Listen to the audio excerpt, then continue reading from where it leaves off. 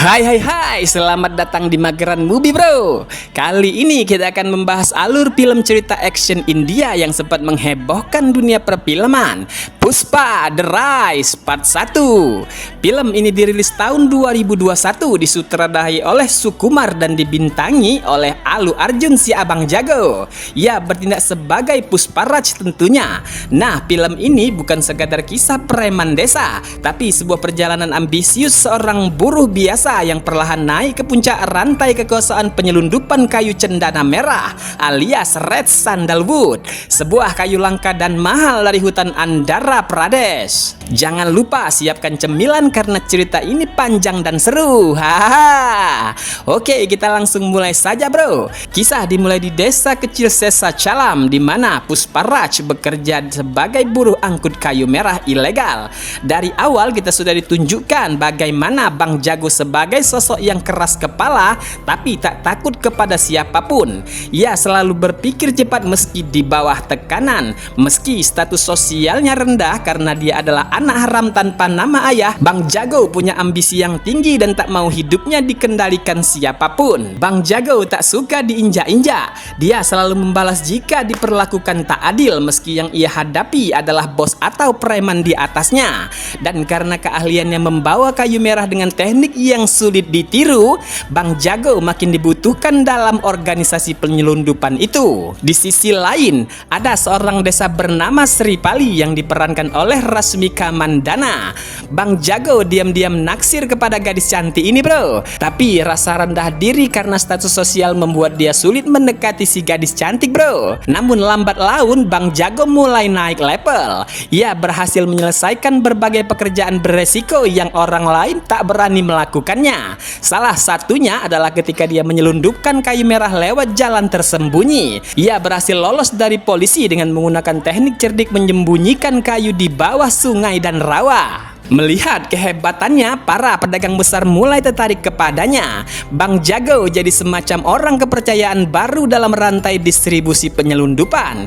Tapi di dunia gelap seperti itu, naik ke atas berarti harus siap menghadapi apa yang di atasnya pula. Ibarat kata pepatah, makin tinggi pohon maka makin deras pula angin yang akan menerpa. Bang Jago mulai menarik perhatian Mangalam Srinu, bos besar penyelundupan kayu merah yang mengontrol semua operasi lewat jaringan preman dan pejabat korup. Mangala Srinu adalah orang yang kejam, dingin dan tidak segan untuk membunuh. Awalnya Bang Jago ikut aturannya bro, tapi lama-kelamaan dia merasa diperas dan diperlakukan tak adil. Ia pun mulai membuat jaringannya sendiri, mengatur transaksi secara langsung tanpa melalui si bos itu. Dan disinilah konflik besarnya mulai muncul. Bang Jago menolak untuk jadi boneka Srinu. Ketegangan meningkat saat Bang Jago mulai membangun jaringan dan membagikan keuntungan langsung kepada buruh. Hal ini juga membuat para buruh menjadi loyal kepadanya. Bang Jago sekarang bukan cuma tukang angkut kayu, tapi jadi pemimpin tak resmi dari gerakan bawah tanah mereka. Sementara itu, si bos bandit Srinu merasa terancam posisinya. Dia mencoba mengirim anak buah untuk menghabisi Bang Jago, tapi Bang Jago terlalu cerdik untuk mereka bro. Bahkan di satu titik, Bang Jago berhasil mempermalukan Srinu di depan umum dengan memukulinya karena mempermainkan harga kayu. Wadidaw, malu dia bro. Itu menjadi titik balik bagi Bang Jago. Sekarang ia dalam peperangan terbuka dengan Srinu, tapi dia juga tahu untuk benar-benar mengambil alih bisnis ini, dia harus melindungi dirinya secara legal. Dan itu artinya dia butuh posisi sosial dan kekuasaan. Bang Jago mencoba melegalkan posisinya di masyarakat. Ia membeli tanah, rumah dan mencoba mendapatkan status resmi dengan nama keluarga. Tapi di sini juga dia diingatkan lagi tentang status anak haramnya itu, sesuatu yang selama ini menjadi luka dalam hatinya. Dan dalam sebuah adegan penuh emosional, Bang Jago coba menyantumkan nama ayahnya di dokumen legal, namun saudara tirinya menolak dan mempermalukannya. Rasa marah dan rendah diri Bang Jago pun meledak. Tapi ini juga menjadi dorongan untuknya menunjukkan kepada dunia bahwa nama keluarga bukan penentu harga diri seseorang. Dan di saat yang sama, hubungan Bang Jago dan si gadis cantik mulai berlanjut. Si gadis cantik yang awalnya ragu perlahan mulai menyukai Bang Jago karena kebaikan dan keberaniannya. Namun cinta mereka pun diuji oleh ancaman dari dunia gelap tempat Bang Jago berada. Ketika Bang Jago telah menguasai bisnis dan berhasil mengalahkan Srinu, datanglah ancaman baru. Seorang petugas polisi baru bernama Bahwar Singh Sekawat diperankan oleh Fahad Fasil dipindahkan ke wilayah tersebut. Polisi itu adalah sosok berbeda dari polisi korup lainnya. Dia tenang, berpendidikan namun penuh manipulasi. Dia menyadari bahwa untuk mengendalikan Bang Jago dia tak perlu menangkapnya, cukup dengan meruntuhkan harga dirinya.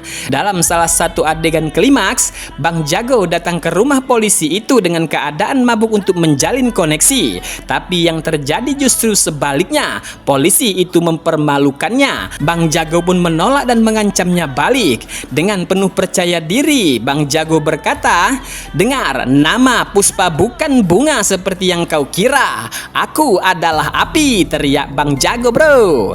Ini menjadi pernyataan bahwa Bang Jago sekarang bukan lagi anak haram tanpa harga diri. Dia sekarang adalah raja baru dunia kegelapan. Film berakhir dengan latar belakang ketegangan antara si Abang Jago dan si polisi jahat yang menjadi fokus utama di bagian kedua, bro. Kita dibiarkan bertanya-tanya siapa yang akan menang dalam pertarungan kehormatan dan kekuasaan itu. Puspa The Rise adalah film yang menggambarkan kebangkitan seorang dari titik terbawah dengan kekuatan, tekad, ambisi, dan sedikit kegilaan. Allu Arjun tampil luar biasa dengan gaya dan karismanya yang khas membuat karakter Puspa terasa hidup dan kuat.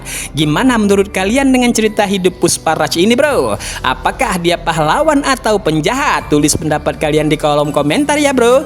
Dan jangan lupa kalau kalian suka film ini, jangan lupa like, komen, dan subscribe dan nyalakan loncengnya biar gak ketinggalan cerita seru lainnya. Sampai jumpa di video selanjutnya, bro.